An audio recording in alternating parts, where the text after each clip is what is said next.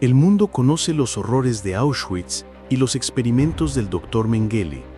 Sus crímenes han sido documentados, juzgados y son una cicatriz imborrable en la conciencia de la humanidad. Pero, ¿y si te dijera que al otro lado del mundo, en el más absoluto secreto, existió un lugar que rivalizaba y para algunos superaba ese nivel de crueldad? ¿Un lugar donde la ciencia se convirtió en la más retorcida forma de tortura? Un lugar que la historia intentó borrar. Hoy no vamos a hablar de batallas, sino de un laboratorio de pesadillas. Hoy abriremos los expedientes de la Unidad 731 del Ejército Imperial Japonés, posiblemente el capítulo más oscuro y deliberadamente olvidado de la Segunda Guerra Mundial. Todo comenzó con una fachada. En la región de Manchuria, ocupada por Japón, se construyó un enorme complejo. Oficialmente, era la Unidad de Prevención de Epidemias y Purificación de Agua del Ejército de Kwantung, un nombre deliberadamente aburrido. En la práctica, era el centro neurálgico del programa de guerra biológica y química de Japón, liderado por un médico y general brillante, pero desalmado, Shiro Ishii. Su misión era desarrollar las armas biológicas más letales conocidas por el hombre, y para hacerlo necesitaba sujetos de prueba, sujetos humanos. Las víctimas eran principalmente prisioneros chinos, pero también coreanos, rusos y se cree que incluso algunos prisioneros de guerra aliados. Dentro de la Unidad 731, estas personas perdían su nombre y su humanidad. Eran llamados Maruta, que en japonés significa troncos de madera.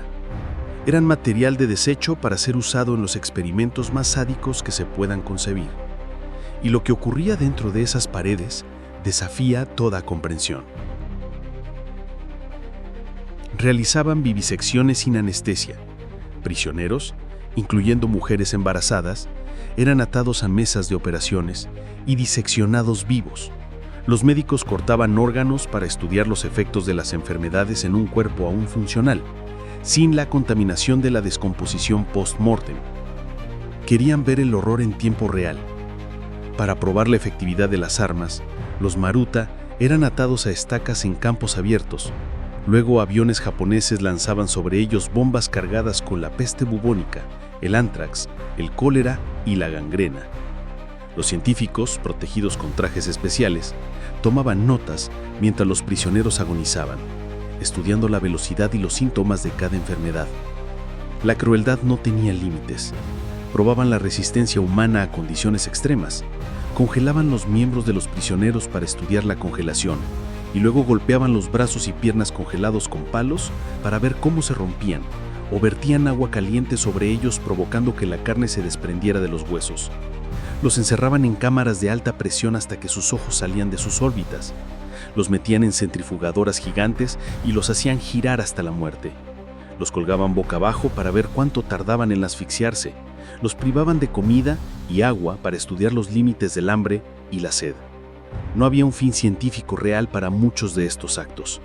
Era simple y pura tortura bajo el disfraz de la investigación. Se estima que al menos 3.000 personas murieron directamente dentro del complejo y decenas de miles más en los ataques biológicos a ciudades chinas. Cuando la guerra estaba llegando a su fin y la Unión Soviética avanzaba sobre Manchuria, Shiro Ishii dio la orden final: destruir el complejo. Dinamitaron los edificios, mataron a todos los Maruta restantes para que no hubiera testigos y juramentaron a todo el personal a llevarse el secreto a la tumba. Y aquí es donde esta historia de horror se convierte en una historia de cinismo y encubrimiento político.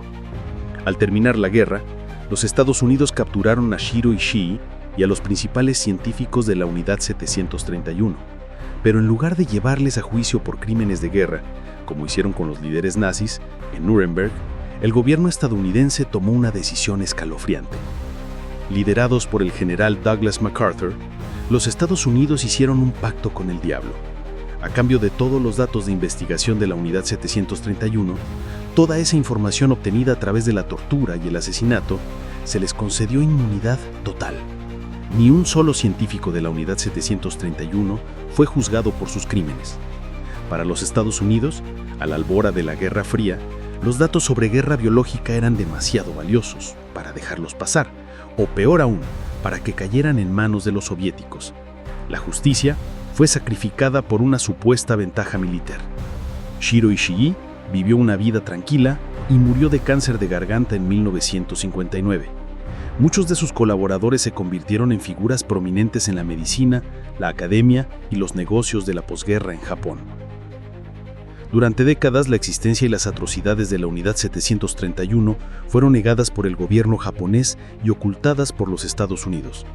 Fue gracias a la valentía de algunos historiadores y testigos que rompieron el silencio que esta página negra de la historia finalmente salió a la luz.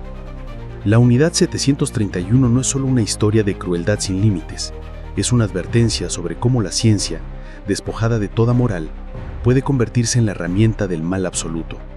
Y es un recordatorio sombrío de que a veces los secretos más terribles no se entierran por vergüenza, sino por conveniencia política. Ahora quiero saber qué piensas. ¿Crees que la decisión de Estados Unidos de conceder inmunidad a cambio de datos fue justificable en el contexto de la Guerra Fría? ¿O fue una traición imperdonable a las víctimas y a la justicia? Deja tu opinión en los comentarios. Es un debate moral complejo y necesario. Si este video te ha parecido revelador y crees que estas historias deben ser contadas, por favor dale a me gusta, suscríbete al canal y activa la campanita. La historia está llena de lecciones, pero solo si nos atrevemos a mirar, incluso en sus rincones más oscuros. Nos vemos en el próximo video.